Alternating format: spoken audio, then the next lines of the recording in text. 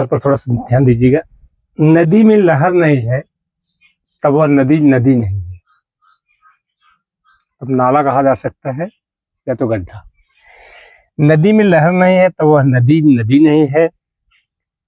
जीवन में यदि उतार चढ़ाव नहीं है तब जीवन में आनंद नहीं। फिर से बोल रहे हैं, नदी में लहर नहीं है तब वह नदी नदी नहीं है। जीवन में यदि उतार चढ़ाव नहीं है तब जीवन का आनंद नहीं है। जैसे जीवन में एक चीज हम हमेशा खोजते हैं कि हमको अच्छा मिले। हमको अच्छा मिले तो इसका मतलब है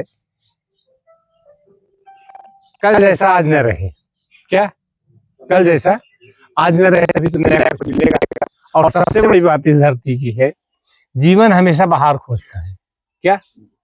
जीवन हमेशा बाहर खोजता है।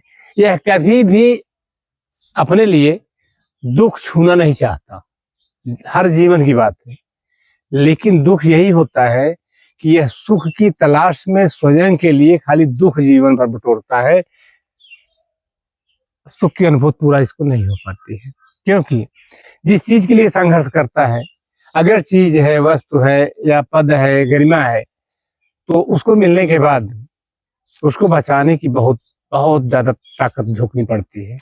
जब बचाने की ताकत झोंकनी पड़ती है तो इसका मतलब फिर दुख शुरू हो गया।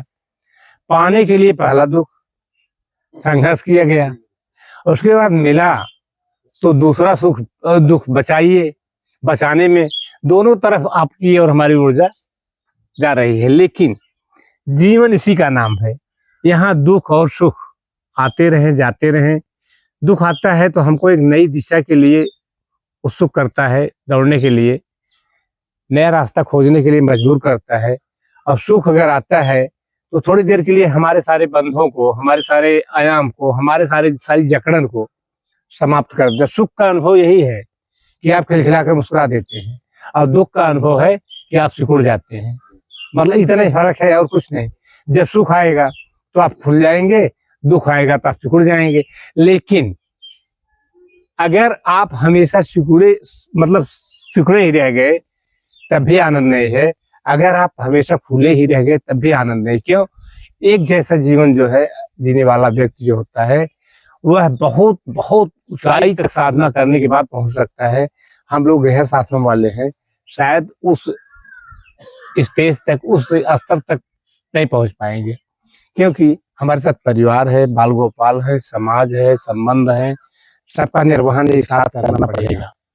तो जब निर्वहन यहाँ संबंध अगर खड़े हैं तो गीता कहती है संबंध ही दुख के कारक है। क्या? लेकिन गृहस्थ में है तो संबंध ही सुख के भी प्रमाण रूप है। अगर अपने लोग मुस्कुराते हुए आ जाते हैं तो हमको भी बुला देते हैं थोड़ी देर।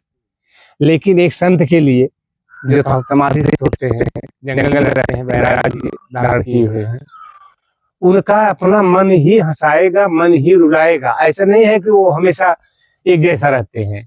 मन का रूप ही है अनेक रूपों को तैयार करना और तन को उसकी जकड़न में डाल देना। एक लाइन है, मन जीते जग जीत। मन पर नियंत्रण हो गया, संसार जीत लिए। लेकिन मन पर जल्दी नियंत्रण होता नहीं है। तो हमारे कहने का आज का आशय यही है, नदी में तरंग अगर नहीं है, लहर नहीं है, तो उस नदी को नदी नहीं कहा जा सकता। जीवन में अगर उतार चढ़ाव नहीं है तो वह जीवन जीवन नहीं है, तब जीने का आनंद ही नहीं। एक जैसे अगर एक बहुत जो अच्छे परिवार में जन्म लिया हो, जैसे धन की दुनिया में जिसे भौतिकवाद कहा जा सकता है, किसी का जीवन जो है अच्छे खासे घराने में हुआ हो और वह अपने माँ बाप के संरक्षण में पला हो, दुख नाम की चीज उसके पास न हो, तो उससे अगर सुख का अनुभव पूछेंगे तो कहेगा यार जीवन चल रहा है, इसमें कुछ नहीं है। क्या?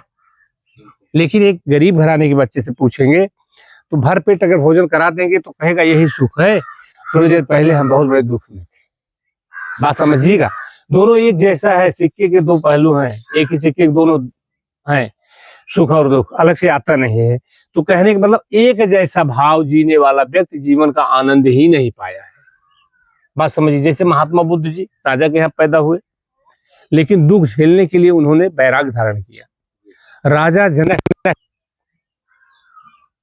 एक राज्य के स्वयं राजा थे, लेकिन उन्होंने दुख झेलने के लिए अपने को विदेह की श्रेणी में डाला। मतलब हम राजा भी रहे और सन्यासी भी रहे, इसीलिए उनका नाम विदेह पड़ा।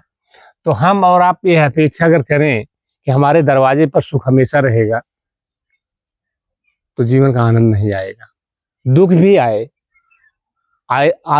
दुख आए उसका स्वागत करिए, क्योंकि जब आ ही गया है तो जाने वाला है। कोई भी चीज अगर आ गई, पैदा हो गई, तो समझ लीजिए उसी समय उसके मृत्यु का समय भी निर्धारित हो गया। दुख आया तो भी समाप्त होने वाला है, सुख आया तो भी समाप्त होने वाला है। दोनों में सहजता, मतलब एक समता बनाइए कि ये आया है चला जाएगा, दुख आया तो भी जाएगा, सुख आया तो भी जाएगा। इसका मतलब सहजता में आ जाइए, आपका जीवन बहुत ही सुखमय बीतना शुरू कर देगा। दूसरे की मदद भी कर देंगे, प्रकृति आपकी मदद करेगी। आपको जीने में एक अच्छा खासा आनंद आएगा, क्योंकि आप जान जाएंगे जीवन के उतार चढ़ाव में ही लोगों की आवश्यकता पड़ती है, बाकी तो किसी समय इनकी जरूरत ही नहीं पड़ती। अब ज्यादा न बोल करके, टाइम भी काफी हो गया है। आप लोगों की दुनिया में हम अपना सिर झुकाते हैं, उसके बाद फिर परेशानी तो आपकी रहेगी, जो हो सकेगा हम अपना निवारण लगाते रहेंगे। बोलिए सदगुरु महाराज के जय।